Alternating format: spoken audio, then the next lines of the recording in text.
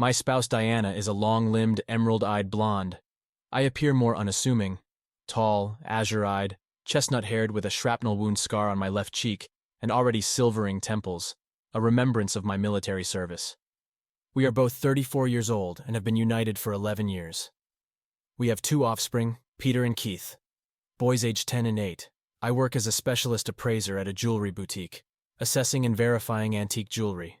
My wife works at a beauty parlor doing manicures, pedicures, and haircuts. She truly relishes her work, although she has a university degree. She graduated from a technical college with a degree in refrigeration units and equipment, but she never labored a day in that field. Right after college, she took cosmetology courses and her friend secured her a position at the salon. Plenty of advantageous connections with female and male clients, if you catch my drift. Once a year, the kids and I would visit the seashore. I disliked the congested Turkish and Egyptian resorts packed with swarthy males, so we went to the Baltic states and the East Coast instead. In terms of intimacy, everything was fine with us too. I believed my woman was quite content with that delightful side of married life. Anytime, anywhere. That's my philosophy in this domain. At least there were no grievances from my wife about it. I confidently embraced any experiments and suggestions from her. This was all until recently. But then half a year ago, her mother became ill. Diana threw all her energy into assisting her, with frequent night vigils by the ailing mother-in-law's bedside negatively impacting our family relations. No. Outwardly everything was the same as before.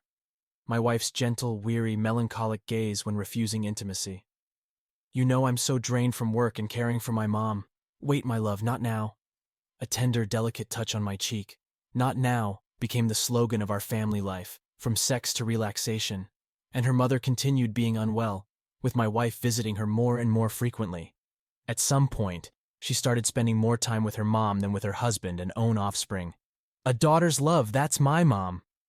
By nature, I'm not the envious type. And Diana never provided me reasons to be jealous. Although we reside in a big city, you can't conceal a needle in a haystack. Sooner or later, everything comes to light. But as they say, Caesar's wife is above suspicion. If there was anything, I would know. What an arrogant fool I was. Only now do I understand that infidelity is ingrained in women's very nature, that most of their lives are driven by emotions and passions. Throwing themselves into this whirlpool of love, they forget about everything else. Their husband, children, conscience, finally. It's all an illusion. That fateful day didn't commence well from the very morning. Arriving at work, I remembered that I hadn't switched off the bathroom light. Not a big deal, but I still decided to call home to my wife and ask her to check. But neither the landline nor her cell phone were answered. I was about to go back home when I was connected with a client. Yuri Vitalievich, my dear, this is Nicholas Andrews Masentsev calling. Could you come over and take a look at something for me? I've been offered an antique 19th century platinum ring, but I have doubts about its authenticity. I'll compensate you well for the consultation. The man speaking had a magically captivating baritone voice that our gender partners swoon over so much. Mizentsev. The last name sounded familiar. And then I remembered. A wealthy philanthropist, summers at home, winters in Spain, proprietor of several newspapers and a stake in the oil business. Looks like he decided to invest some money in antiques. Well, if you have the money, then we'll come to you. All right, I can be there by 4 o'clock. Send me your address. Excellent. Then I'll invite the seller for that time too. Talk to you soon. Mezentsev hung up. I dialed my wife's number again. Useless. Then I called the salon. A charming girl with a dulcet voice informed me that Diana wouldn't be at work today as she had taken 3 days off unpaid. Mesentsev's residence was situated in an elite cottage village 20 miles from the city. His mansion reeked of big money from a mile away. Walking along the tile-paved path, I pushed open the heavy front door. The owner, a suave, well-groomed playboy around 45, in a bathrobe thrown over his naked body, gray curly hair visible on his chest through the folds, greeted me at the threshold. His whole demeanor suggested he was doing me a huge favor by breathing the same air as me. Please come in, Yuri Vitalievich, he said, pulling a cordial smile onto his face. Let's go upstairs to my study. Dear viewers, more than 90% watch my content without subscribing. If you still have not subscribed, then I ask you to do so. For me, this is the best motivation to continue. We ascended the marble staircase and found ourselves in a hallway with several doors. The study was located behind one of them. The others seemed to be bedrooms. We didn't even have time to exchange a couple of polite phrases before the owner's cell phone rang. "Mikhail Viktorovich?" "Yes, I'm at home. I'll meet you now." He turned to me. "Amuse yourself for a bit, Yuri Vitalyevich. I'll go down and meet the cellar. Help yourself to some cognac or whiskey." Leaving the door open, Mezentsev started descending the stairs. I dialed my wife again. Where had she vanished to? I was starting to get anxious.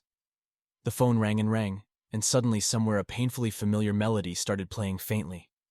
At first, I didn't realize it was my wife's phone being answered. I went out into the hallway. The sound was coming from the nearest room, and I cautiously opened the door. In the middle stood an unmade large bed under a blue silk canopy. The ringing phone with its glowing screen lay on a bedside rug, apparently having accidentally fallen.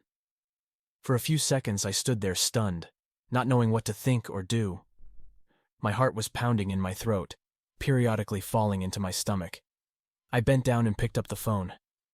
On the illuminated screen, I saw my own face and the caption, "Darling." There was no doubt it was Diana's phone. I ended the call and put the phone in my pocket. I raised my eyes and looked at the bed. Thin straps of a pink bra were sticking out from under the pillow. I carefully pulled one and found myself holding the lacy, frilly bra of my wife, the very one from the set Diana and I had bought a month ago. I stuffed it into the inside pocket of my jacket and quickly returned to the study. A few minutes later, the owner came in, accompanied by a thin, dismal-looking fellow. "Meet each other, gentlemen," he introduced us. Without delay, the guest took out an antique Morocco case and handed it to me. I was afraid of only one thing, that my hands would start trembling. Restraining myself with all my might, I carefully opened the lid and saw a magnificent antique ring with a ruby.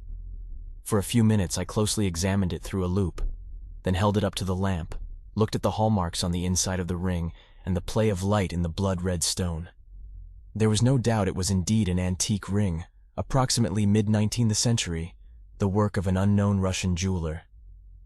"I want to give it as a gift to my beloved woman," the owner said smugly. I silently wrote out a certificate, handed it to Mezentsev. He received his fee and swiftly retreated. It was unbearable for me to remain in that house. I pondered if Mezentsev knew I was the spouse of his mistress. I no longer doubted that my Diana was his paramour. God, what effort it took me to feign composure, how I longed to punch that groomed mug. It's fortunate my army skills hadn't been forgotten yet. I sat in the car for a long time, unable to move. So that's whose bedside Diana had been spending her evenings and nights at for the past 6 months. And her mother had diligently covered up for her daughter's escapades. For a moment, despair engulfed me. But why did she do this to me? What for? If only I could, I would forget. I need to try to pull myself together. Where to go? All right, I'll go home to close out this matter. I flipped on my left turn signal and pulled out. After some time, I exited onto the highway and headed towards the intrusive, flickering lights of the big city's advertisements. I'm unlucky with women. Sooner or later they leave me. In childhood, my mother abandoned me, running off with her lover. Apparently there was no place for me in her joyful future. And now my wife, after 11 years of marriage, has decided to drastically change her life. Start with a clean slate, so to speak. What is it about me that makes women not stick around for long? My father never remarried after my mother left. He cherished me and was very afraid a stepmother wouldn't be able to replace my mother for me. No woman wants someone else's offspring. And in general, a woman doesn't owe anything to anyone. It's the man who is obligated to raise and support another's children. A rule for cuckolds and henpecked husbands. The real father is not the one who conceived the child, but the one who raised it. Of course, this doesn't apply to women. And so we lived. 2 men once abandoned by their beloved woman. Then Dad died and I moved in with my grandparents. An orphan with a living mother. Women often reproach men for being excessively cruel. Nonsense. On the path to personal happiness, a woman will stop at nothing. She will sweep away everything in her path, including her own offspring. In cruelty and treachery, women far surpass men. Diana, what more did she lack? Love, tenderness, money, adrenaline? In all our 11 years, I never once looked at another woman. Maybe that was a mistake. She took my love for weakness, convinced herself I wouldn't go anywhere. Maybe Diana never loved me. It doesn't seem like it. All these years we lived in harmony. I would have sensed the falsehood, felt it in my heart. Until today, I hadn't noticed any signs my wife was cheating. Everything was the same as always. It was this very fact that tore at my heart The most. The dull pain. Diana had been cheating for nearly 6 months, rolling around in another's bed with abandon while pretending everything was fine with us. The morning chats, caring for the children and me, all lies in the end. I remembered the words of one emancipated female acquaintance. A husband is a potential enemy. Do they really think that and act accordingly? Like in bed with the enemy? The outcome was clear to me. I caught myself thinking how unpleasant it was to interact with Diana. A feeling of disgust even surfaced. A cheating woman is like an ashtray. It may look washed clean, but then you think about how someone was putting out their cigarette butts in it. And yet, against the backdrop of what happened, I was somehow too calm. Maybe later it would hit me, the full horror of it all. But for now, some kind of stupor, as if it wasn't happening to me and I was just observing it all from the side. When I got home, Diana wasn't there yet. I went into the kitchen, took an open bottle of cognac from the cupboard and set it on the table. But I was in no rush to drink, deciding to have it out with my wife while clear-headed. Diana showed up after midnight. Hi, honey. Valerie's having problems with her husband again as usual. Had to go console her. I wanted to call, but I seem to have lost my phone somewhere. Must have forgot it at my mom's. Diana chattered on in her normal mode, taking off her coat and boots in the entryway. Entering the kitchen, she pecked me on the cheek. Will you pour me some cognac? I'm so worn out, you have no idea. I bet. Not every man could handle it. What a load. Work, kids, husband, lover. I looked at Diana in silence. I was curious to see how she would wriggle out of this situation. Would she confess to the affair or play the fool to the end? I'm gonna take a shower, my wife said, almost running to the bathroom. It was clear she hadn't been at any Valerie's place today. Strange. Doesn't her lover have a bathroom, forcing Diana to go home unwashed? Some kind of fetish? Or sins are better washed off at home? Diana was saying something, but the sound of the water drowned out her words. But I didn't give a damn what she was saying anymore. What mattered was what I would say. My wife came into the kitchen in a bathrobe over her naked body, a towel on her head, smiling seductively as she poured herself a snifter of cognac. For a moment, it even seemed to me as if nothing had happened. Just another ordinary evening out of 1,000 similar ones. But only for a moment. Diana, sit down. We need to talk. I tried with all my might to keep myself under control. Have you noticed how conversations about cheating always start the same? We need to talk. It doesn't matter who initiates it, the husband or wife. What matters is the time has come to have it out. Diana looked at me in surprise, but left the frying pan alone. Maybe we can postpone it until tomorrow? She said somewhat uncertainly, her gaze darting away. I understood she had an inkling of the topic and was trying to buy time. But I was adamant. Diana, is there someone else? What do you mean? My wife feigned a surprised look. That's right. Play dumb. I mean a lover. Do you have a lover? How long have you been cheating on me? A year, 6 months, a month? I tried my hardest to speak calmly. Yuri, what nonsense is this? What lover? Who's cheating? My God, what are you saying? My wife's indignation seemed to know no bounds, the very picture of offended innocence. Well done, taking the blow well. Not a single facial muscle twitched. Diana, cut the act. I know everything. How long, with whom, and even where. By the way, did you find your phone?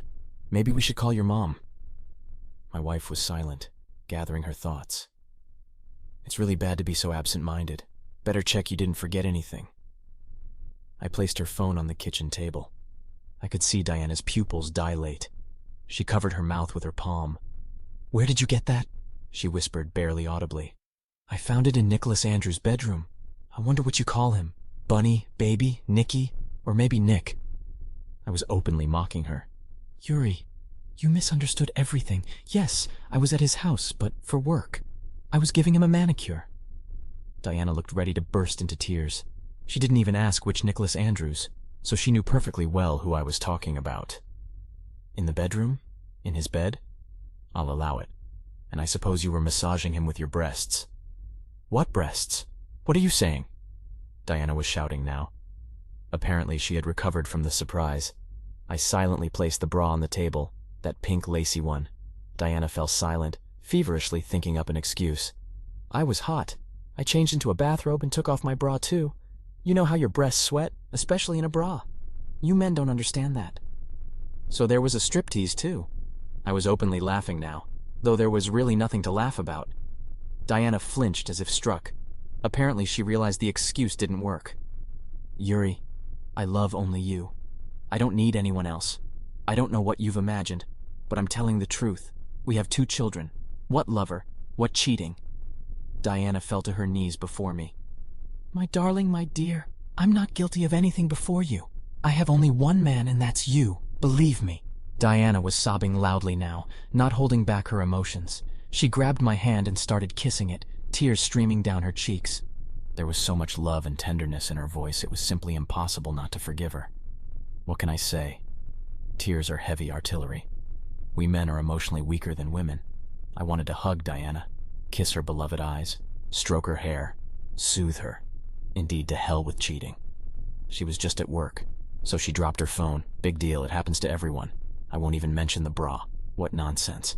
After all, she was being so sincere with me. I would have forgiven her if not for the antique platinum ring with the blood-red ruby I knew so well, in place of a wedding band on the ring finger of her right hand. I sat and listened to Diana's heart-rending lamentations, noting to myself that their tone had changed somewhat. The hysterical notes had disappeared from her voice. It even seemed to me my wife was starting to calm down. Interesting. What was this? Had Diana taken my silence for a readiness to reconcile? Or did she sense she had managed to convince me of her fidelity?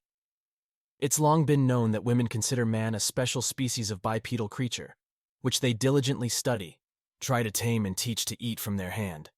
The main thing is that he doesn't bite off their fingers along with the piece of sugar. Well, I'm being ironic now.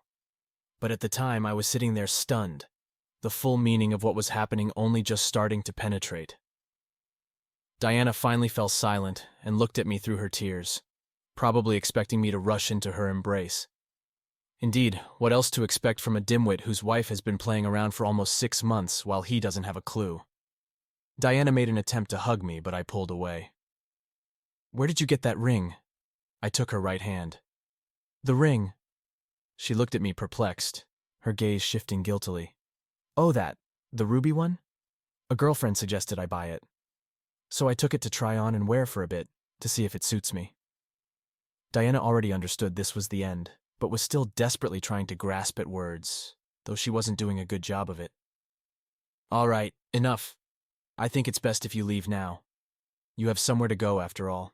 I'll file for divorce myself. We'll decide what to do about the kids tomorrow. I stood up. It was time to end this show. My wife suddenly went limp and, not ceasing to sob, went to get dressed. She tried to say something to me several times, but I remained silent. At the door, she turned to me, trying to say something, but I silently closed the door behind her. When you love, you don't need anyone else. No one at all. And if there is someone else besides your beloved, then it's all the end.